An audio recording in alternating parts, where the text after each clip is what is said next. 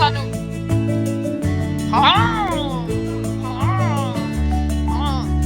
Hej altså. Her har vi min ven Christian med. Jeg sagde jo, at han ville komme, ikke? Og vi skal spille My Restaurant Tycoon 2. Ikke rigtigt, Christian? Og vi har sådan en lille konkurrence, ikke?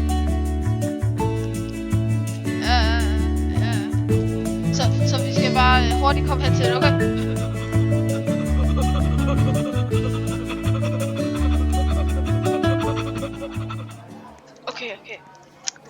Okay, hvordan? Okay, nu er det her, hvor vi tager det rigtig seriøst, fordi Christian, han er rigtig god til My Restaurant Tycoon. Men Bob og Le Chef kommer til at carry det her, okay? Og husk at like og subscribe derude, hvis I ikke nu allerede har gjort det. Okay, hvad skal vi gøre?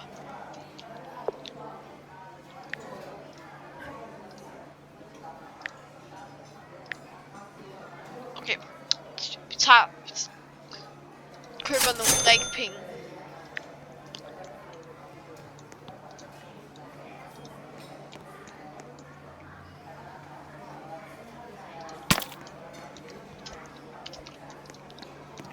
Der, sådan der. 0 kroner. Okay, det var ikke særlig godt. Men vi skal bare få en hel masse penge her. Lad os lige se, hvordan det går scoop hen hos Christian. Okay.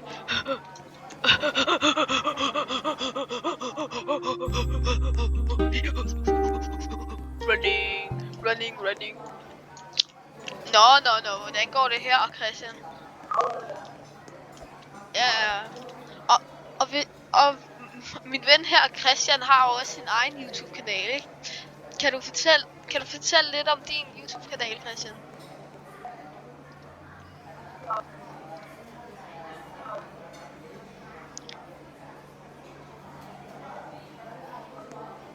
Ja.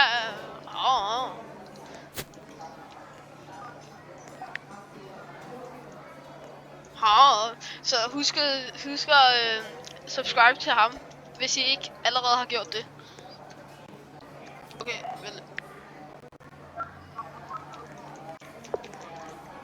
Om 2 uger, okay. Så hvad? Fra Grækenland, okay. Ja.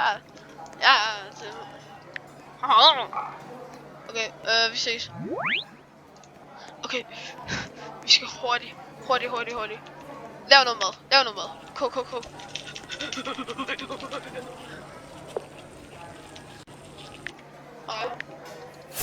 Hvad vil du her på min? Hvad er det hedder? Property.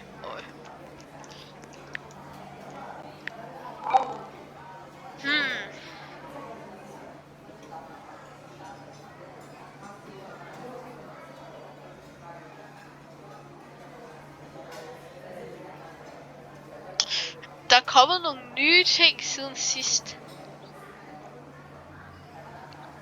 Så det kommer til at blive meget spændende. Okay. Nu tror jeg, vi går efter at få et større sted. Og ved at vi får et større sted er at kigge alle vores kunder. Det er en meget god idé. Hvor er det nu, man gør det?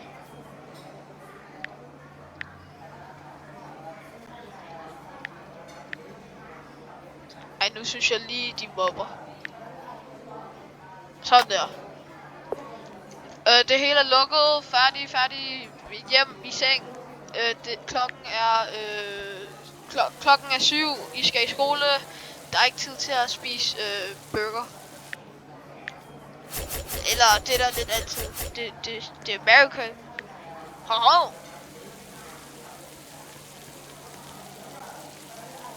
Vi skal altid huske det made in China.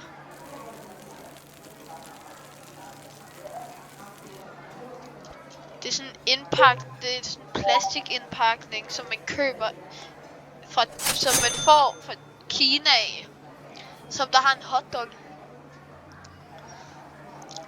og man er 99% sikker på, at den er muggen.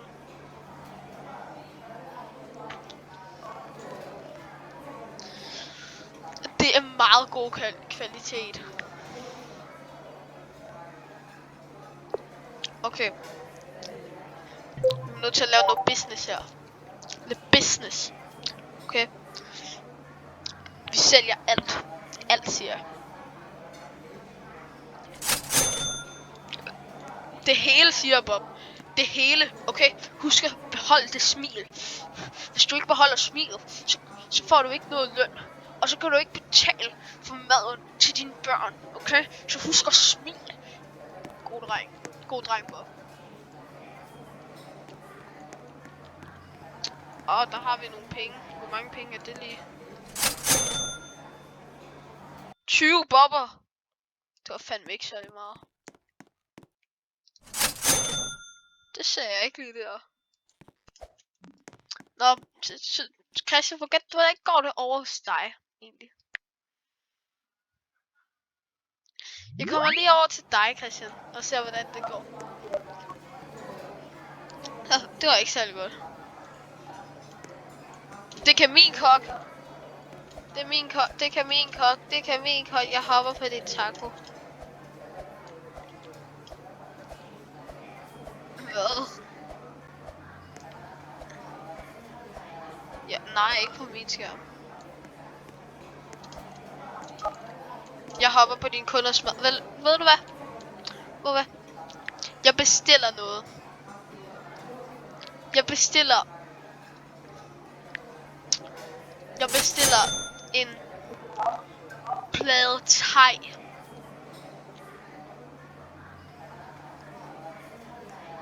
Ja. Okay, jeg venter.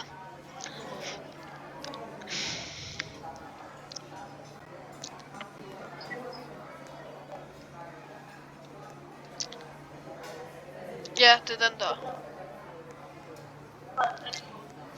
Lad mig smage.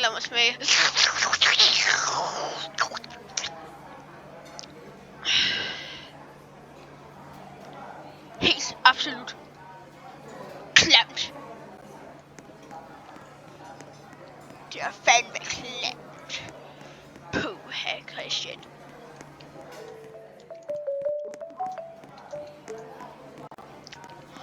Chef Ramsay here.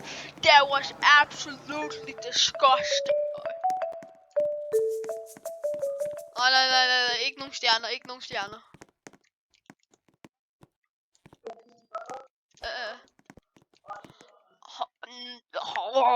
Nu synes jeg lige, du skal over grænsen der.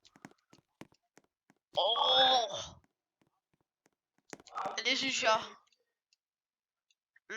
Det er bare ærgerligt, det synes jeg. Det er bare ærgerligt. Har du måske... Hvorfor kan jeg ikke? Har du måske 4 borde? Det tror jeg ikke. Hvad?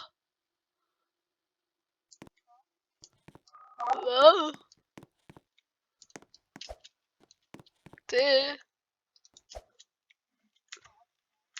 Oh shit. Le chef, vi er nødt til at åbne restauranten.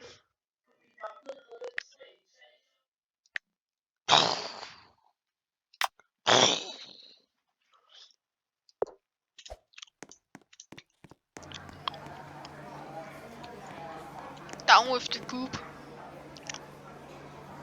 Nej, han begynder at bygge solgrejs. Det er ikke godt. Nej, bare...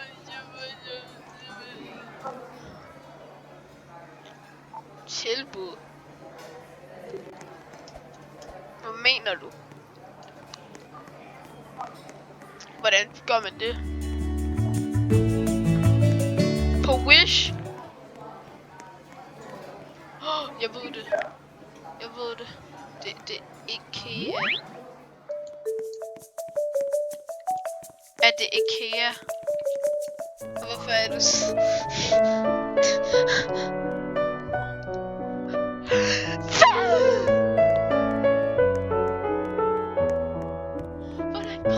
så lidt.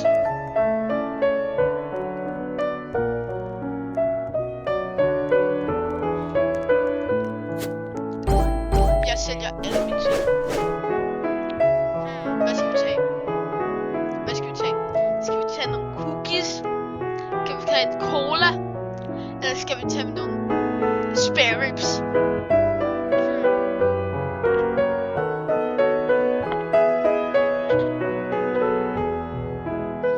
Jeg tror vi vælger en ommer.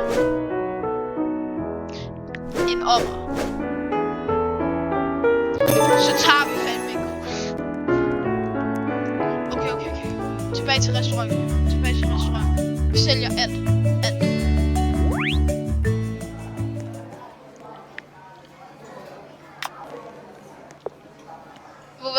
Vi kigger alle kunderne. Hvorfor har jeg kun 3,5?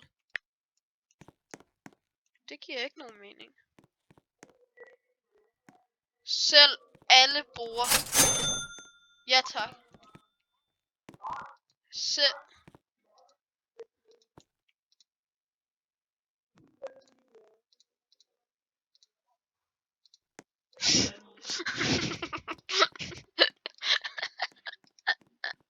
Har du ikke råd til det billigste vi har? Hvad er det billigste vi har overhovedet?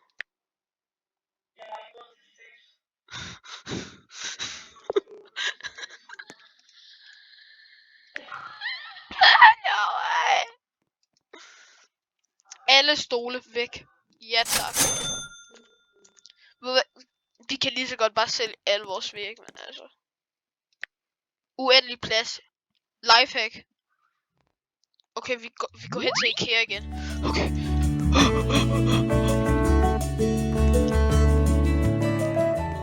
Jeg er ikke IKEA.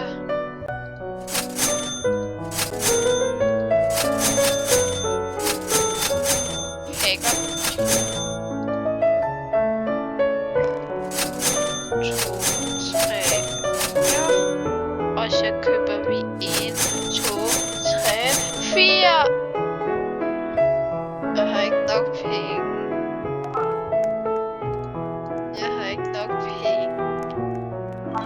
Jeg har 25. Ha. Jeg har 25. Jeg har ikke råd til en sportsvogn.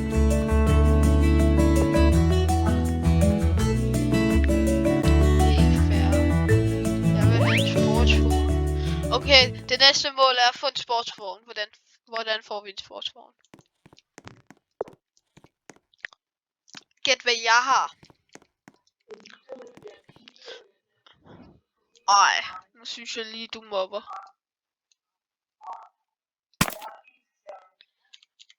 Du er mindre end mig.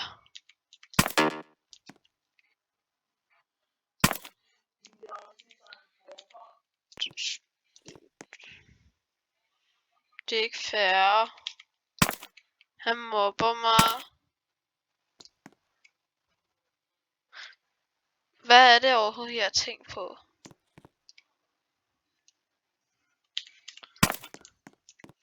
Okay, vi flytter den der. Flyt den. Så bygger vi nogle borer. Bygger vi nogle planter. Jeg bygger nogle planter. Ha.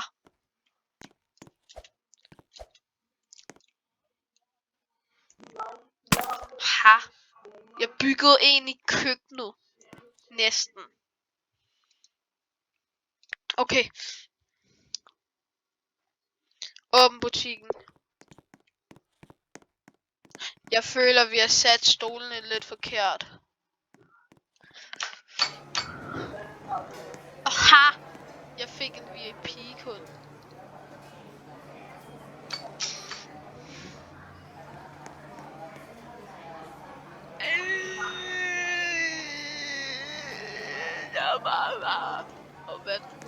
Jeg tager vand. Jeg tager vand. Min vand! Ja. Here, Mister, what can I give for you, Mister?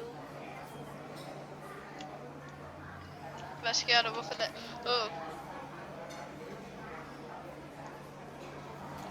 Du kan servere alle de andre kunder. Jeg tager mig VIP-kunden.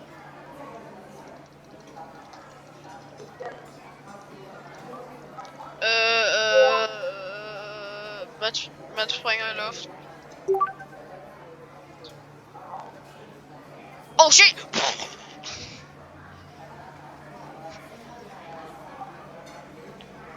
Min mad eksploderer. Okay. Hotdog, taco. Can I give you a hot dog? What about a hot dog? You want a hot dog? I give you a hot dog.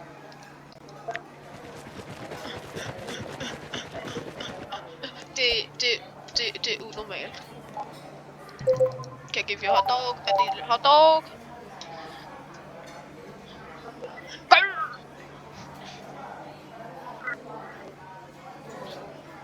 Vi er også sure. Okay.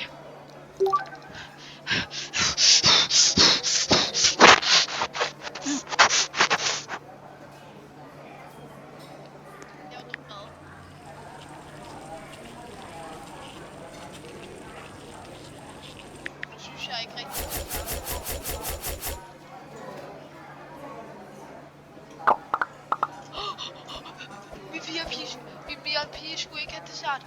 VIP skulle ikke have dessert. Ha.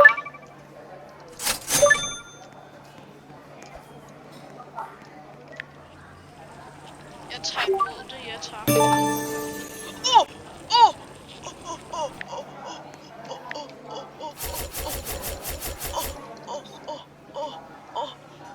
Hvorfor det?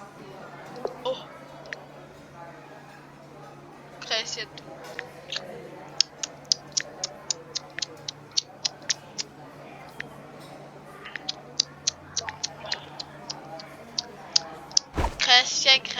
Christian.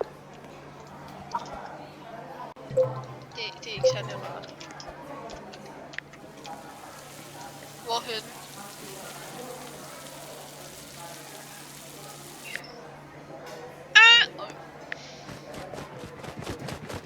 Christian.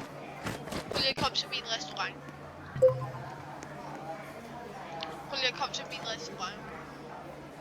Christian. Nu ved man allerede, at jeg skal vinde.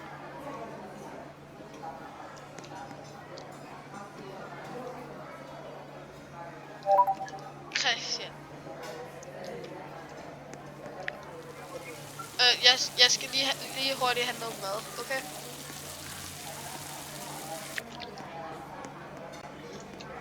Så prøv lige at se her. Lige om lidt, når jeg lavede den her hotdog, okay?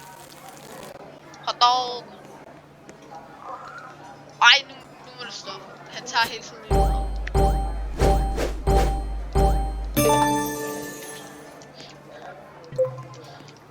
Guldtallerken, Christian. Hvad? Må jeg se? Umuligt. Nej.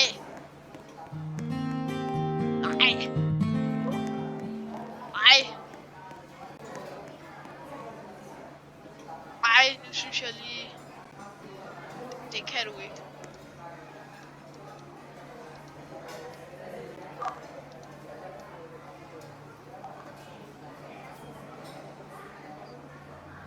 Nej.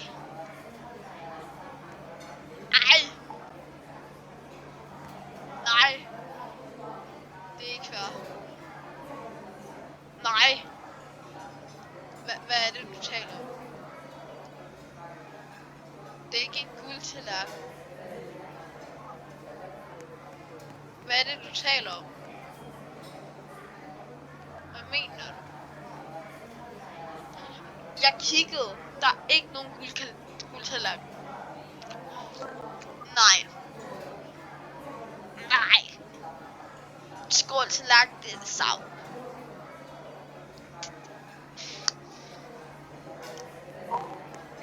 Hvad er en bakke? Nej. Det er det, jeg troede, jeg havde.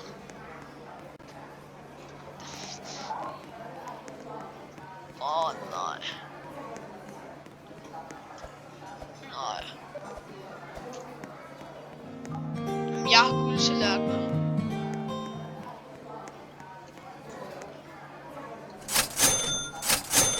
Du havde næsten en guldtallerken. Det gælder ikke. Nej. Jeg fik $3. Ha. Det var i byttepenge. Jeg skal have en cheeseburger. Christian, prøv lige at komme og bestille en cheeseburger hos mig. Har du ikke? Hvad taler du om? Hvad mener du? Har du 4? Jeg kan ikke se det. Jeg laver alt mad. Alt mad. Jeg er ligeglad.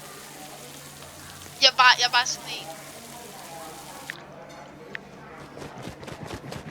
Jeg er bare sådan en mand.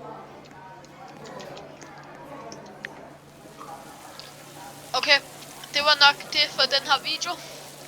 Hvis I godt kunne lide, så like og måske subscribe. Så ja, så ja, så vi ses. Hej.